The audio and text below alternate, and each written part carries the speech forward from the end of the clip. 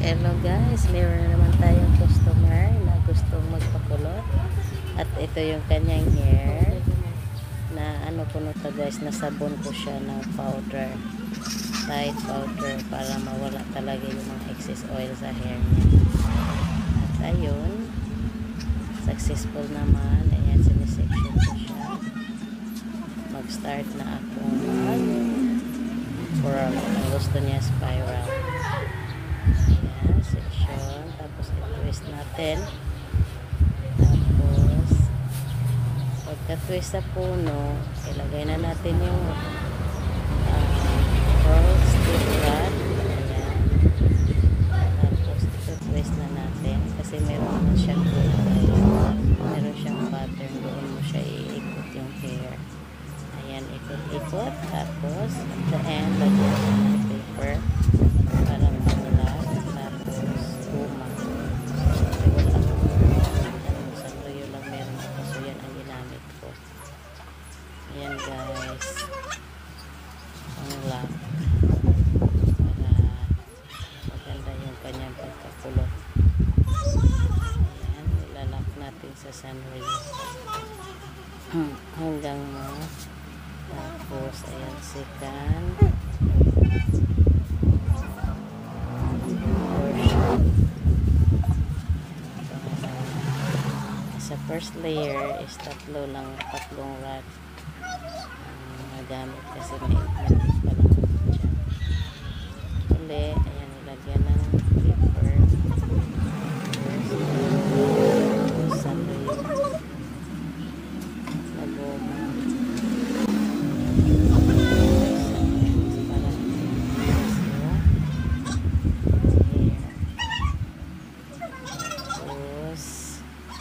Ayan yung aking dalawang pamangkin, aking assistant. Sa aking ayan guys, magpapanood lang po itong dulo. Ayan. Again, twist. Tapos exist na mga hair. Tawagan mo sa pamangkin ko. Ayan, twist. Tapos ayan yung rod.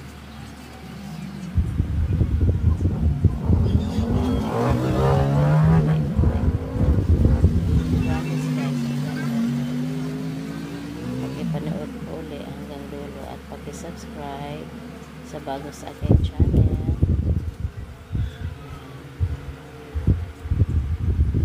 Yung pag-ribbon guys, hindi ko na kinunan kasi meron naman ako dyang mga video kung paano mag-ribbon ito pang kulot.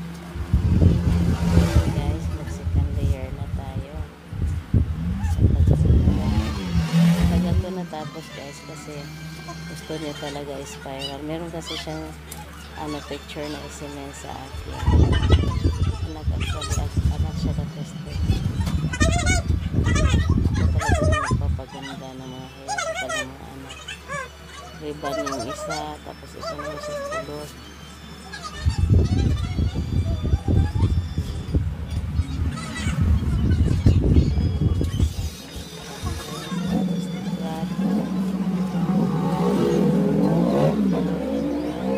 Meron kayong mag-i-order guys sa Shopee. Actually sa Shopee ko siya in-order.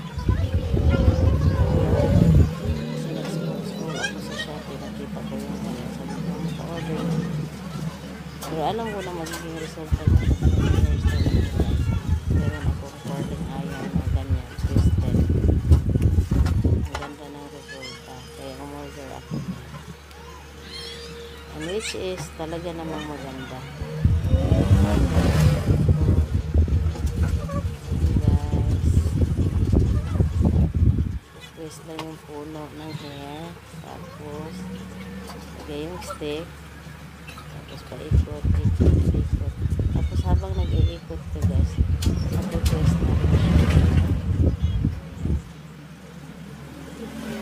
Tapos pagkaano yan guys, pagkatapos ko siyang ikot yung hair, yung buong hair niya, tapos lalagyan ko siya ng foundation kasi dalawa yan.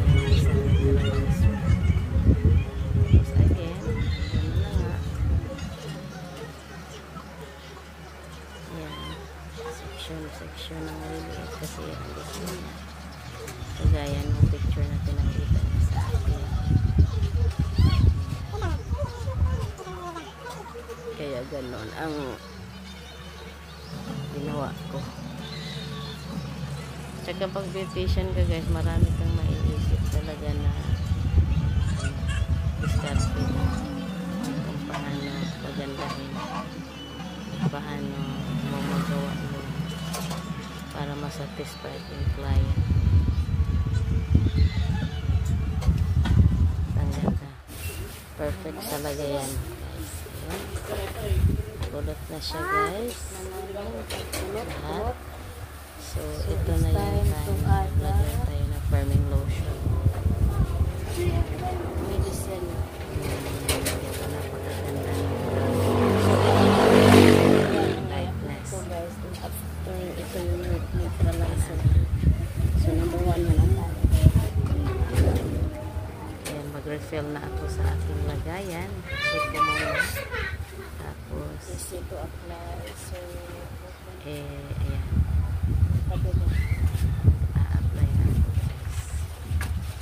guys. Sa lahat. Inisa-isa ko talaga yan guys. Lalagyan.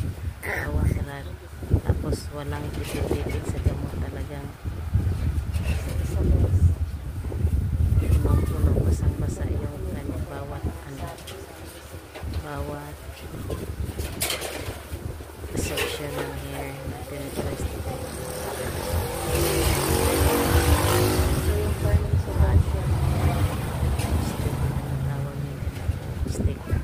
stick rod ang tawag ko. Corner stick rod. Isa-isa ko paggawa, paglagay ko ng firming lotion.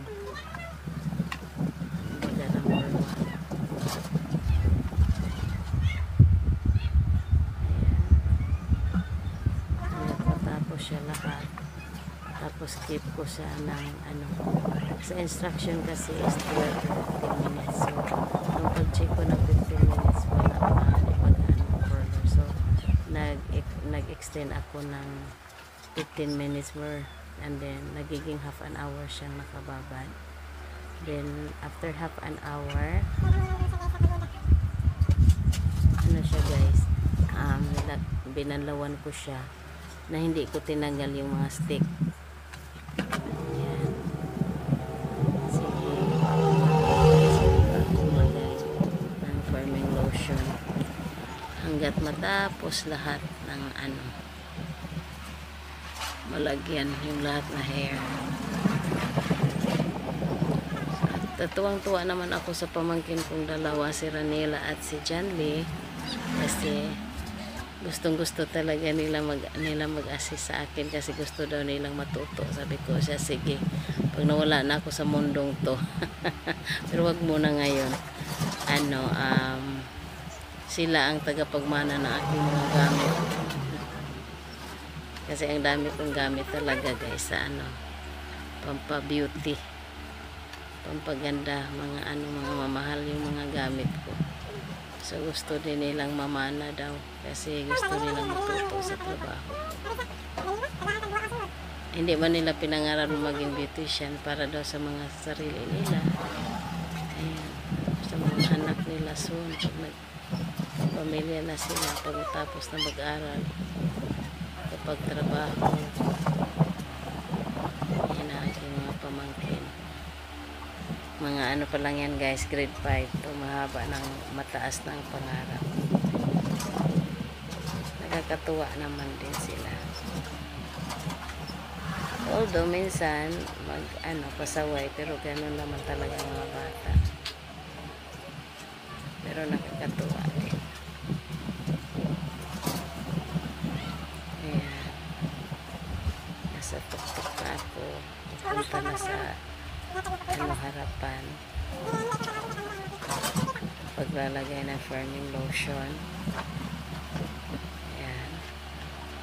Basta kailangan guys, basang-basa yung pag nagkulot kayo, kailangan kahit anong medisina ang gamit nyo, mayroong cold wave, ayun, pagoda, ayun, kagamit din ako nun, maganda din, kaso lang sa kanya hindi tumalab nung una, kaya inulit ko siya. Bumili ako ng gamot at naman Pumulot talaga siya, naging perfect.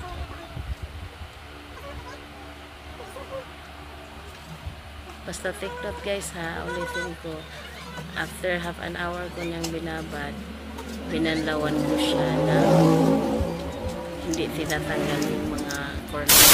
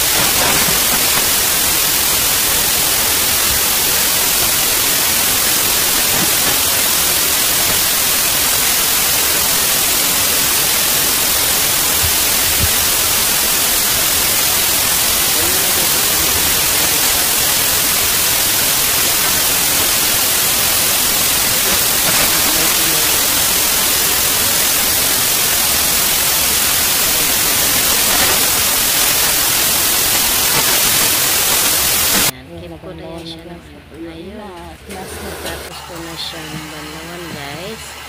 Ayan yung time na binlawan ko. Hindi ko na napakita sa video kasi masyadong mahaba yung video. Ayan, binlawan ko. Kapag blower yun guys.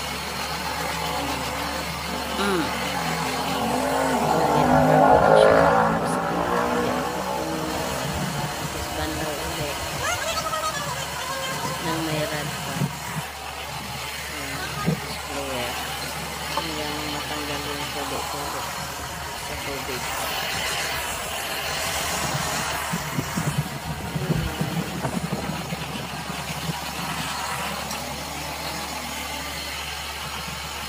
Ipapatuyo na ako nun. Yun yung last part. Hindi ko na kunan sa video yung pag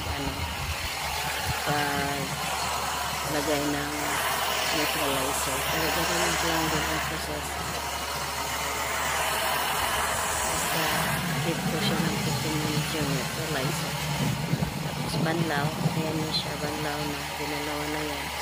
Tinanggal ko lang ng yung mga tubig-tubig na excess pa. Pag hindi na siya tumulo guys, tinanggal na namin. Ayan na lahat. Ganda na result. Nagustuhan na.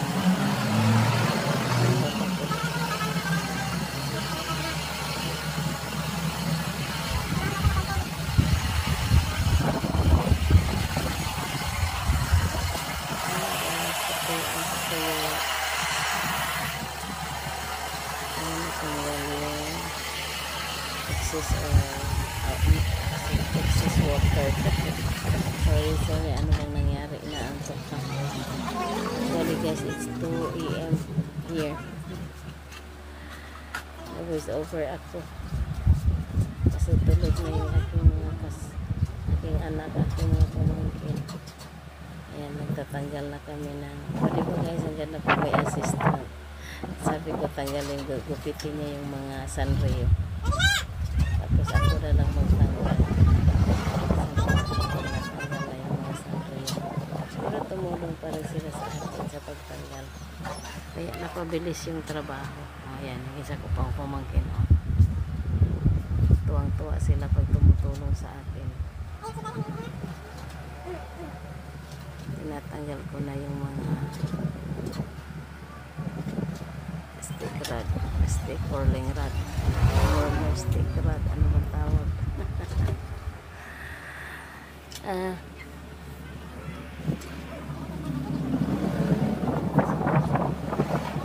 Tatanggal na kami dyan guys. Tapos tanggalan ng stick rod.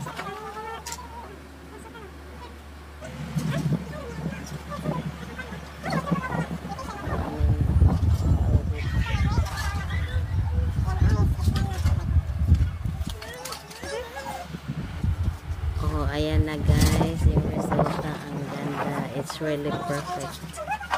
At tuwang-tuwa naman siya dyan guys, hanggat nung ano na, kita na niya nung binidyohan ko, pinakita ko sa kanya. Tuwang-tuwa siya at ang kanyang perfect mommy. Syempre yung best friend ko.